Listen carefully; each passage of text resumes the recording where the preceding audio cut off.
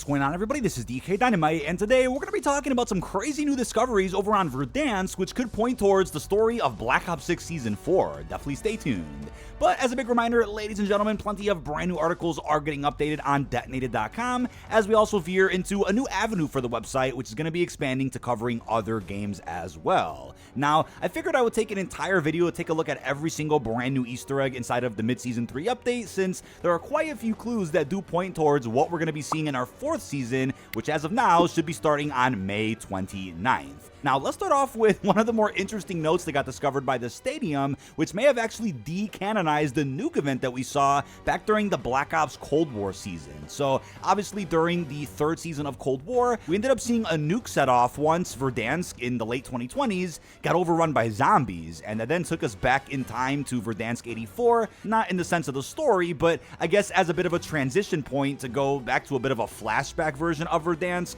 The nuke went off and destroyed the modern day version. But we never really got follow-up in any Modern Warfare game after that hinted at the fact that Verdansk did actually get nuked. Now, there was a bit of evidence over the years that may have implied that it was, whether it was the Bunker 11 keycard that got found over in DMZ, or little hints here and there that there was a freak accident in Verdansk. The developers never explicitly said that that event did happen, and based on this note, which does kind of infer that if screws were loose on this nuke, it wouldn't go off, the devs are certainly making a joke out of the nuke event now by claiming that the nuke actually never hit the stadium, and modern day Verdansk was never destroyed after all. Now, it is totally possible that we are currently in a simulation of Verdansk, where there's plenty of references to older Easter eggs sprinkled around the map, as we're going to be focusing on in this video, but maybe it is the developers finally saying, hey, we just couldn't really work the nuke event into the Modern Warfare story, which is a little bit more grounded than Black Ops, but then again, we have a zombies mode in Modern Warfare 3, which I feel like could have opened the door to seeing more of a crossover with the Dark Ether story and the current rebooted Modern Warfare timeline.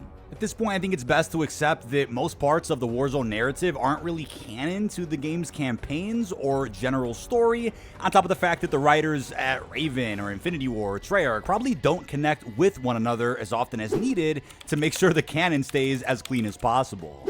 But overall, it kind of just feels like the return to Verdansk here within the Black Ops 6 cycle is more so for gameplay purposes, not necessarily for the narrative, even though there is potential for them to kind of tie Verdansk into the Black Ops story a little bit more, considering how important Verdansk 84 was back during Cold War. But taking a look now at the new storage locker Easter egg, which is pretty interesting. You have to go ahead and find a very specific key, which is actually out of bounds towards the top right section of the map that I'll show you guys on screen. It'll be located in a duffel bag. And once you go ahead and find this key, you can grab it. You want to head towards the storage town area, which is kind of on the opposite end of the map from where you just were. And once you find this specific door, you want to open it, but take precautions because there are some traps left behind for you, which kind of remind me of what we saw back during DMZ. You want to go ahead and defuse the traps that are in this room before finally making your way to this loot chest, where you can get a bunch of free goodies. Nothing too crazy, but if you don't take precaution, you can actually explode while going into this room, and it's also possible another enemy could take the loot that's in here. But if you actually interact with this computer, or the note, excuse me, it'll say, and I quote, "I will not die a traitor." Who is that in reference of, right? It's kind of hard to make out what's being shown on that computer there. It kind of looks like Ghost or a 141 logo that's inverted, but this could actually be referencing the main character that I want to talk a little bit more about in this video a little bit later, though. Keep note of that message, by the way, because that could be important. Now, we also have a simple wine bottle Easter egg, which I do believe is a reference to Fortune's Keep, and it's located near the Gora Dam, as you guys will see on screen. I'm hoping that map does get brought back with Omni movement support before the end of this year. Would be great to see that map sit alongside Area 99 and Rebirth, but it's as simple as just walking into this house. There'll be a note right next to it talking about the vintage wine, and then once you interact with the bottle, it'll give you $12,000, which could be a pretty big boost in a regular game of BR where you're trying to buy your loadout, or if you're in Plunder and need some extra cash to make sure your team just stacks up against other squads in the lobby, then 12K could be a bit of a boost that can go a long way. Now we then have a coin machine Easter egg, which I do believe is a reference to Ashika Island where we first saw these sea tokens. This is where RNG gets a little bit tricky, so essentially what you want to do is probably take a helicopter and fly around to where all these boats are near the seashore, and you could start by the prison if you'd like, but you can also make your way towards the middle of the map, towards the very bottom, where you'll also see some of these abandoned boats, and there's a chance you can find a sea token. Now, if you want to keep restarting your game until you find the spawn that I did, feel free. I don't believe there's too many spawns for this token, but it could also be by the note that also plays homage to the Vodyanoise ship, which had some zombies on it back during the Black Ops Cold War cycle of Verdansk.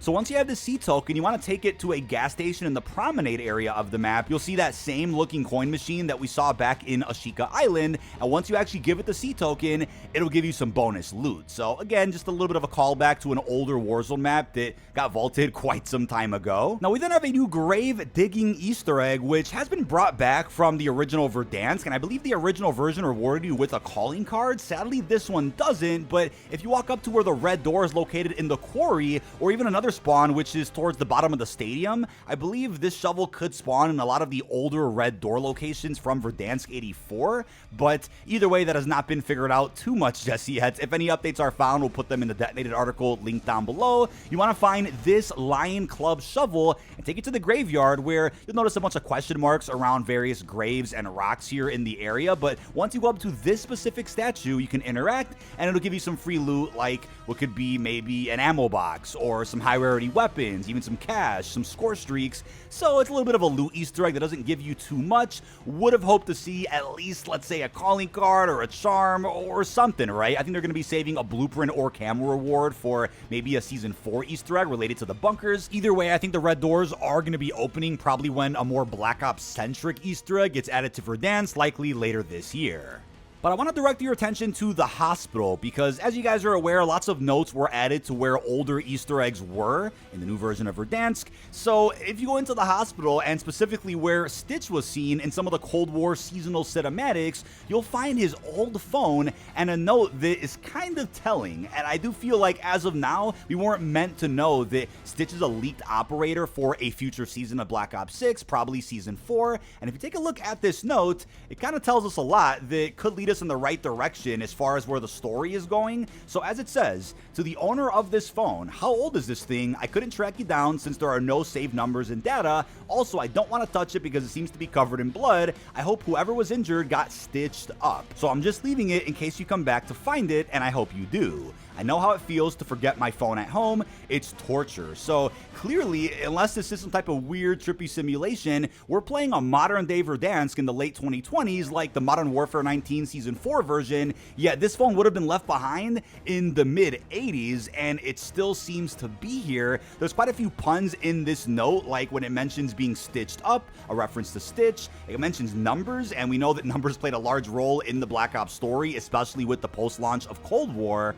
And the fact that there's blood on the phone has me thinking that, yeah, Adler may have thought he killed Stitch, maybe with a point-blank headshot, but Stitch somehow survived? I mean, could this just be a joke that is playing on the idea that Stitch could have survived and nobody knows? If that is the case, it gets me a little upset, because with the possibility that the Black Ops 6 campaign could have really just focused on the aftermath of Cold War Season 6, that right there could have been an absolute banger of a campaign, because you pretty much had all of the characters for the new campaign set up already. You had your set of villains, you had your main antagonist, which was Stitch, and you could have followed up more on the aftermath of what Adler did, right? When he was brainwashed and destroyed Verdansk many, many years ago. I mean, depending on when BO6 would have taken place originally, it could have still been a 1991 game that explored maybe while Adler was a bit of a sleeper agent for Stitch, he could have been responsible for killing Harrow's parents, and he could have set off a set of events that also led to Mason's death in Panama. They could have tied all that in to the moles being in the CIA, which I thought Black Ops 6 was going to focus on a lot more, because that's kind of how the game was marketed, but it really didn't. So if Stitch is alive, right, does that mean Season 4 is going to be another flashback season like Season 3 has been? Even though Warzone had no real part to play with the narrative, it's more so the narrative we're seeing in multiplayer where we're reviewing Hudson's old files, which could give us a clue as to who the Pantheon is or what their next move could be. Could there be some big connection now with Stitch and Perseus to the Pantheon group, which also could have been explored in an alternate BO6 campaign where the sleeper agents that Stitch released, as we saw in Cold War Season 5, could have, I don't know, assembled somewhere around the world and formed this Pantheon group that truly infiltrated the CIA in a way that I think could have made for a very strong sequel to Cold War. I just hope that the return of Stitch, or what is likely to be his return as an operator, won't depreciate the strong post-launch story that we saw back during 2021. I mean, clearly the narrative team that worked on that post-launch story didn't really work on the Black Ops 6 campaign or the BO6 post-launch. So hopefully that means that whatever team worked on that, if they're still around, could end up working on what could be the COD 2025 BO7 campaign, which isn't far from release.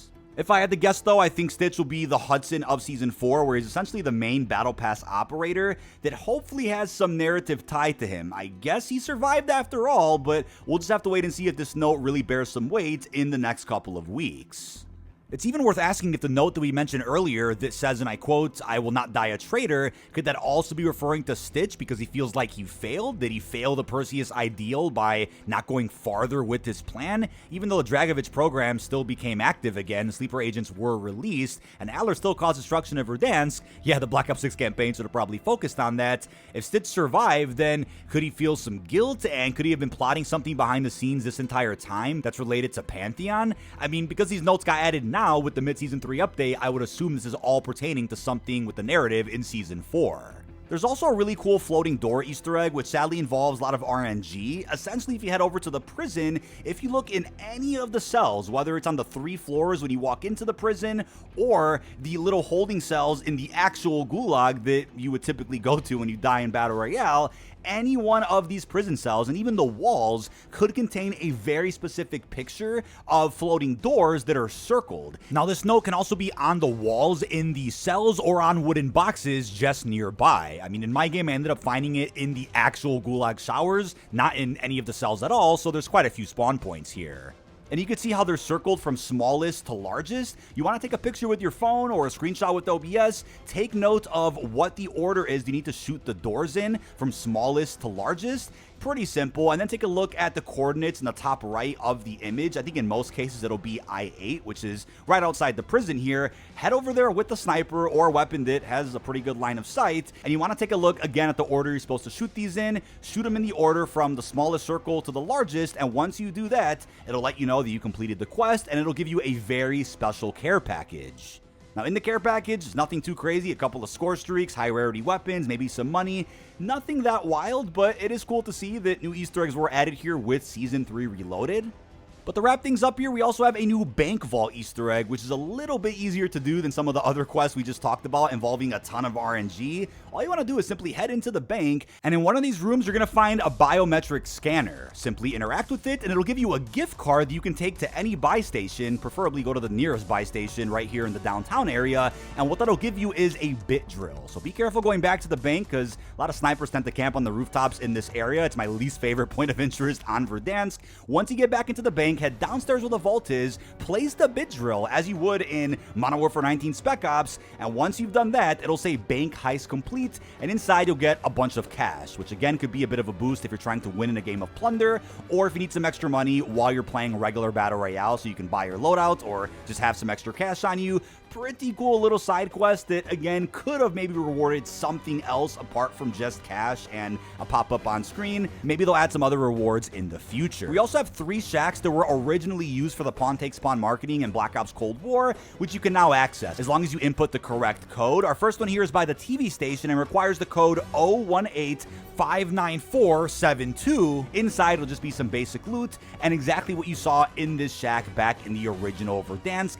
Nothing too crazy, but also we have a shack here by the farm, which in my game was already open since somebody got here first. The code for this one is 361-58294, And I saw a specialist pack over here. Not sure if one of these could spawn in some of these rooms. I'm sure that it probably can, but an enemy was already in this area, managed to kill him and steal the perk package.